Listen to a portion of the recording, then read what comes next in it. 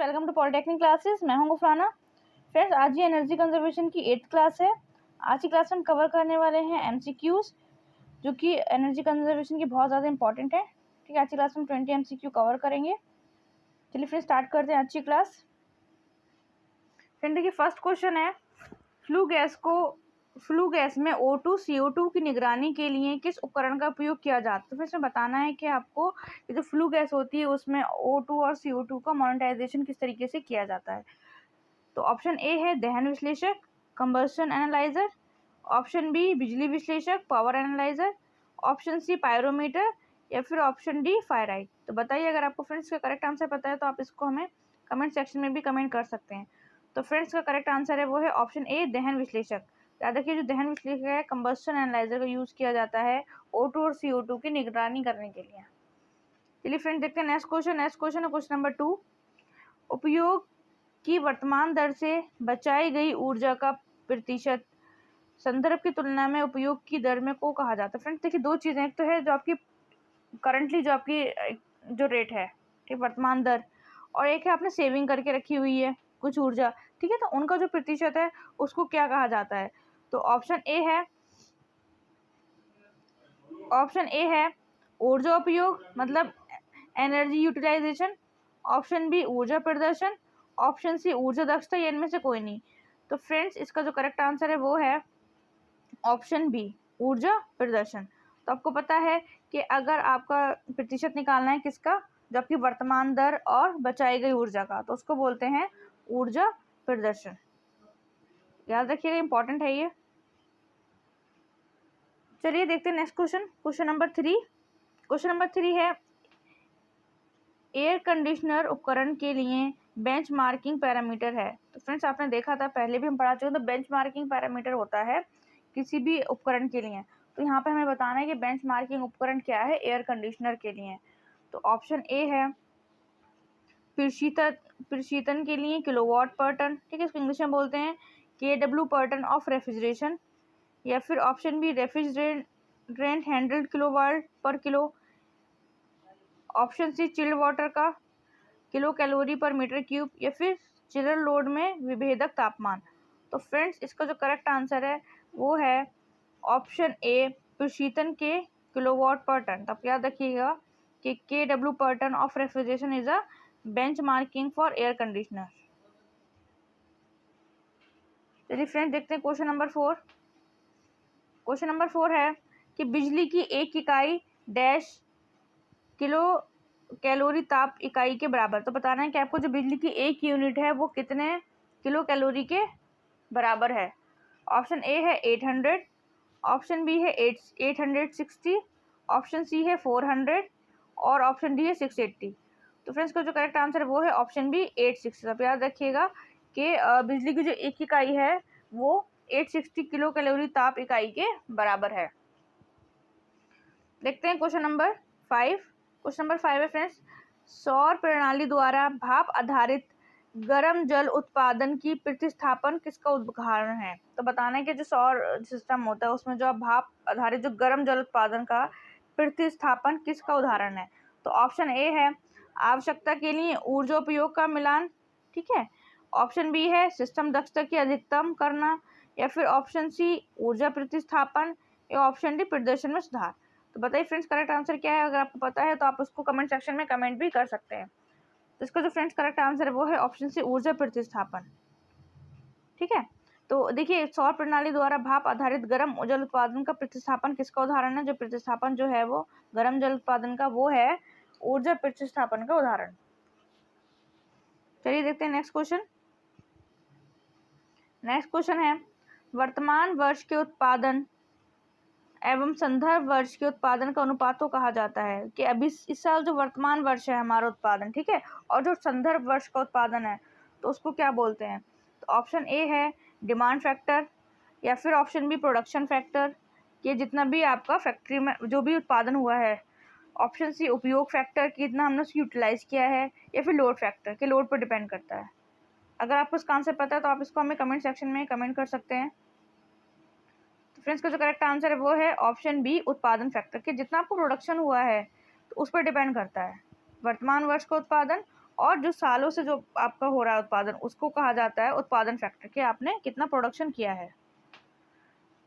देखते हैं question number 7। Question number 7 है ऊर्जा प्रबंधन के उद्देश्यों में शामिल है। तो ऊर्जा प्रबंधन का यह मतलब है एनर्जी मैनेजमेंट, कि एनर्जी मैनेजमेंट के जो उद्देश्य हैं उस पे में शामिल है। क्या शामिल है? ऑप्शन ए ऊर्जा की लागत कम, या फिर ऑप्शन बी कचरे को कम करना, मतलब मिनिमाइजिंग जो वेस्ट मटेरियल है उसको कम करना, या फिर ऑप्शन डी उपरोक्त सभी का पर्यावरण क्षरण कम करना, मिनिमाइज एनवायरमेंटल डिग्रेडेशन, या फिर उपरोक्त सभी। तो बताइए, कोई भी अगर एनर्जी मैनेजमेंट करना है तो आपको फ्रेंड्स सारी चीज़ों पर फोकस करना पड़ेगा, ठीक है। चाहे ऊर्जा की लागत में कम, तो आप इतना करिए कि ऊर्जा की लागत कम हो जाए, मतलब इतना भी ना हो कि आपको लॉस हो जाए, बट एज सुन जितना मतलब कम हो पाए, जितनी जल्दी उसको आपको कम करना पड़ेगा, उस लागत को मोनेटाइज। उसके लिए आपको 3 काम करने पड़ेंगे। एक तो वेरिफिकेशन करना पड़ेगा, ठीक है, मॉनिटरिंग करनी पड़ेगी, और एनालाइज ऑफ यूज़, मतलब उसको एनालाइज को आपको यूज़ करना पड़ेगा, ठीक है। कचरे को कम करना मतलब जितना हो सके आप वेस्ट को यूज़ कर लो, है ना। तीसरा है पर्यावरण को भी ध्यान रखना, ये नहीं कि आप बहुत ज़्यादा ही वहाँ पर इन्वायरमेंटल डिग्रेडेशन हो रहा है वहाँ पर, ठीक है, तो जितना हो सके उसको कम करना है, मिनिमाइज करना है। तो इसको जो आंसर है वो है उपरोक्त सभी, तो ऑप्शन डी करेक्ट हो जाएगा। देखते हैं next question, question number 8। Question number 8 है ऊर्जा प्रबंधन फंक्शन आमतौर पर निहित होता है। तो बताना है कि जो ऊर्जा प्रबंधन जो फंक्शन है वो आमतौर पर निहित होता है। ऑप्शन ए है वरिष्ठ सीनियर मैनेजमेंट, या फिर ऑप्शन बी एक ऊर्जा प्रबंधन या समन्वयक, या फिर 1 एनर्जी मैनेजर और एक कोऑर्डिनेटर होना चाहिए, या फिर ऑप्शन सी मध्य प्रबंधन की संख्या के बीच वितरित distributed among number of middle manager, तो या फिर ऑप्शन डी बी और सी साथ में। तो फ्रेंड्स का जो आंसर है वो है ऑप्शन डी बी और सी साथ में। तो देखिए इसमें क्या है, या तो एक तो आपका क्या होना चाहिए, एक मैनेजर होना चाहिए, उसके साथ साथ एक कोऑर्डिनेटर या फिर एक कोऑर्डिनेटर हो, ठीक है, और distributed among number of middle manager. तो ऑप्शन डी इज करेक्ट। देखते हैं क्वेश्चन नंबर 9। क्वेश्चन नंबर 9 है मुनाफे को अधिकतम करने और प्रतिस्पर्धा पदों को बढ़ाने के लिए ऊर्जा का विवेकपूर्ण और प्रभावी उपयोगी परिभाषा हो सकती है। मतलब क्या करना है, एक तो मुनाफा करना है अधिकतम, ठीक है, प्रतिस्पर्धा पदों मतलब होता है कंपटीशन के जो पद हैं वहाँ पर, ठीक है, वो बढ़ाने के लिए कि लोग अच्छे से अच्छा काम करें, तो उसके लिए ऊर्जा की विवेकपूर्ण और प्रभावी उपयोगी परिभाषा हो सकती है। किसकी परिभाषा हो सकती है? ऑप्शन ए है ऊर्जा संरक्षण के लिए, ऑप्शन बी ऊर्जा प्रबंधन, या फिर ऑप्शन सी ऊर्जा नीति, या फिर एनर्जी ऑडिट। तो इसको जो करेक्ट आंसर है वो है ऑप्शन बी ऊर्जा प्रबंधन। देखिए उसमें ऊर्जा प्रबंधन में सब कुछ आ जाता है। क्या क्या आ जाता है ऊर्जा प्रबंधन में? एक तो देखो मुनाफे को अधिकतम भी करना है आपको, ठीक है, और सारी चीज़ों का मैनेजमेंट करते हुए चलना, वेस्ट मटेरियल का, इन्वायरमेंटल चीज़ों का, तो सारा का सारा किसमें आ जाएगा? एनर्जी मैनेजमेंट में आ जाएगा ये। तो देखते हैं क्वेश्चन नंबर 10। क्वेश्चन नंबर 10 है ऊर्जा ऑडिट कितने प्रकार की होती है? तो फ्रेंड्स सबसे पहले पता होना चाहिए आपको ऊर्जा ऑडिट होती क्या है, ठीक है। एनर्जी ऑडिट का क्या मतलब? फ्रेंड्स बेसिकली एनर्जी ऑडिट का मतलब होता है आपको कोई भी आपका ऑफिस है या इंडस्ट्रीज है, वहाँ पे आपको क्या करना पड़ेगा? सबसे पहले वेरिफिकेशन करना पड़ेगा, ठीक है। वेरिफिकेशन के साथ साथ आपको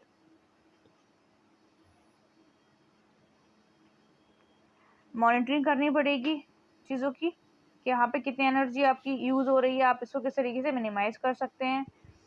और तीसरी चीज़ है फ्रेंड्स कि आपको एनालाइज करना पड़ेगा, analyse of use of energy including submission और टेक्निकल रिपोर्ट। एक टेक्निकल रिपोर्ट भी आपको बनानी पड़ेगी।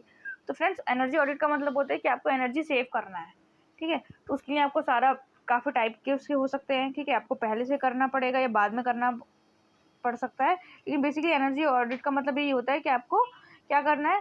इंस्पेक्शन करना है, सर्वे करना है, एनालाइज करना है एनर्जी का, कि आपकी कितनी एनर्जी फ्लो हो रही है, आप इसको कितना कम से कम कर सकते हैं कि आपका कम एनर्जी में भी काम हो जाए, ठीक है, विदाउट एनी लॉस। तो देखिए ऑप्शन ए है प्रारंभिक ऊर्जा लेखा परीक्षा, प्राइमरी एनर्जी ऑडिट, या फिर option be target energy audit, या विस्तृत ऊर्जा लेखा परीक्षण, या उपयुक्त सभी। तो इसको जो करेक्ट आंसर है वो है सारे, ठीक है। प्रारंभिक ऊर्जा लेखा परीक्षा भी होती है, टारगेट एनर्जी ऑडिट भी होती है, डिटेल एनर्जी ऑडिट भी होती है। तो ऑप्शन डी इज करेक्ट। ये सारे के सारे क्या है? टाइप्स हैं एनर्जी ऑडिट के। देखते हैं नेक्स्ट क्वेश्चन है ऊर्जा ऑडिट की विधि, मैथोलॉजी ऑफ एनर्जी कितने प्रकार की होती है? तो ऑप्शन ए है प्री ऑडिट चरण, पोस्ट ऑडिट चरण, या उपयुक्त सभी। तो फ्रेंड्स इसका भी आंसर है उपर्युक्त सभी। तो आपको याद रखिएगा सारे के सारे क्या हैं, ये उसकी विधियों, ऑडिट की विधियों के प्रकार हैं। ठीक है, ऑप्शन डी इज करेक्ट। देखते हैं क्वेश्चन नंबर 12। क्वेश्चन नंबर 12 है अल्ट्रॉनिक फ्लो मीटर कितने टाइप के होते हैं। तो फ्रेंड्स अल्ट्रॉनिक मीटर को बताना है आपको। ऑप्शन ए है परागमन समय या फिर डॉपलर। ऑप्शन सी ए तथा बी दोनों या उपयुक्त में से कोई नहीं। तो इसका जो करेक्ट आंसर है वो है ऑप्शन सी। तो अल्ट्रासोनिक फ्लो मीटर जो होते हैं वो ए और बी दोनों ही टाइप के होते हैं। परागमन समय मीटर भी होते हैं और डॉपलर मीटर भी होते हैं। तो देखते हैं क्वेश्चन नंबर 13। विशेष ऊर्जा लेखा परीक्षा सामग्री तालिका है। तो एक्नॉलेजमेंट आता है उसमें। ठीक है, एनर्जी ऑडिट टीम के कौन कौन से टीम मेंबर्स होंगे एनर्जी ऑडिट करने के लिए, या कार्यकारी सारांश एग्जीक्यूटिव समरी, उपयुक्त सभी। तो फ्रेंड्स का जो करेक्ट आंसर है वो है ऑप्शन डी उपयुक्त सभी। ठीक है, तो कोई भी आपकी अगर एनर्जी से रिलेटेड है, ठीक है, तो आप उसमें क्या आएंगे, आप एनर्जी लेखा परीक्षा सामग्री तालिका में तीनों ही चीज़ें आती हैं। एक्नॉलेजमेंट भी आता है, ऑडिट टीम भी आती है और एग्जीक्यूटिव समरी भी आती है। देखते हैं क्वेश्चन नंबर 14। क्वेश्चन नंबर 14 है infrared thermometer is use to measure. तो इंफ्रारेड थर्मोमीटर का यूज कहाँ किया जाता है। ऑप्शन ए सरफेस का टेम्परेचर मेजर करने के लिए, या फिर option B flame temperature measure करने के लिए, या फिर फ्लू गैस टेम्परेचर मेजर करने के लिए, या फिर हॉट वाटर टेम्परेचर मेजर करने के लिए। बताइए अगर आपको पता है तो इंफ्रारेड थर्मोमीटर का यूज़ क्यों किया जाता है। तो फ्रेंड्स इंफ्रारेड थर्मोमीटर का यूज़ किया जाता है फ्लू गैस को टेम्परेचर को मेजर करने के लिए। तो ऑप्शन सी इज करेक्ट। देखते हैं क्वेश्चन नंबर 15। क्वेश्चन नंबर 15 है which of the following is not part of energy monitoring. तो जैसे आप किसी भी एनर्जी को मॉनिटरिंग कर रहे हो तो कौन सा उसका पार्ट नहीं है। ऑप्शन ए है डेटा रिकॉर्डिंग।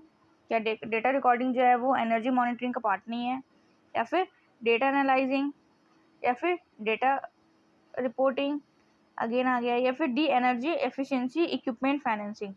तो फ्रेंड देखिए कोई भी आपको डेटा को मॉनिटर करना है तो आपको रिकॉर्ड तो जानना ही होगा, है ना। बिना रिकॉर्ड जाने आप किस तरीके से उसको मॉनिटर कर सकते हो कि अगर आपने अभी जैसे कितना किलोवाट चल रहा था, कितने उसकी आप कंजम्पशन हो रहा है, ठीक है ना।